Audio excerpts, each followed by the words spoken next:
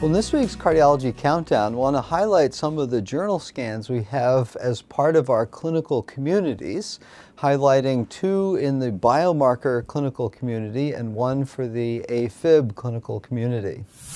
So to begin with, we have a very interesting analysis of galectin-3, a newer biomarker for heart failure, measured both at baseline and at either 3 and 6 months, where this study looked at the change in galectin-3 over those 3 to 6 months versus subsequent outcomes.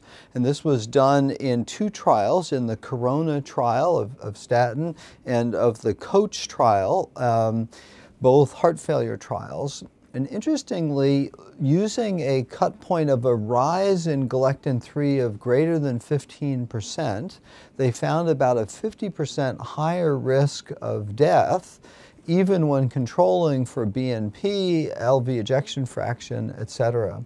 And so an interesting new marker that's a marker of fibrosis that may give interesting pathophysiologic insight into higher risk in heart failure. Next, we have another biomarker journal scan. This is from a paper in Circ Heart Failure that looks at the use of troponin in patients admitted with acute heart failure. This was a study of more than 13,000 acute heart failure patients at emergency department in Ontario, where they found that about 13% of patients were troponin positive on admission. And those patients had a 9-fold higher risk of death compared to troponin negative patients. They found, not surprisingly, there was a higher rate of coronary angiography, about 20% versus 10%, and subsequent revasc. And when trying to look at the role of revascularization, those who underwent revascularization appeared to have lower mortality, suggesting benefit, but it's an observational study. And so I think a very interesting look at the use of troponin in risk stratifying acute heart failure patients.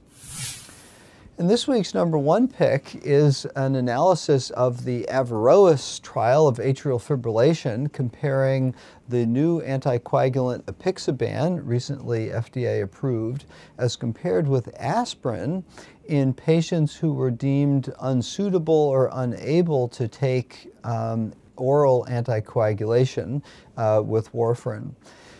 This study, as you know, as a whole showed about a 50% reduction in stroke or systemic embolism. This analysis stratified patients by the CHADS2 risk score and by the CHADS-VASc risk score.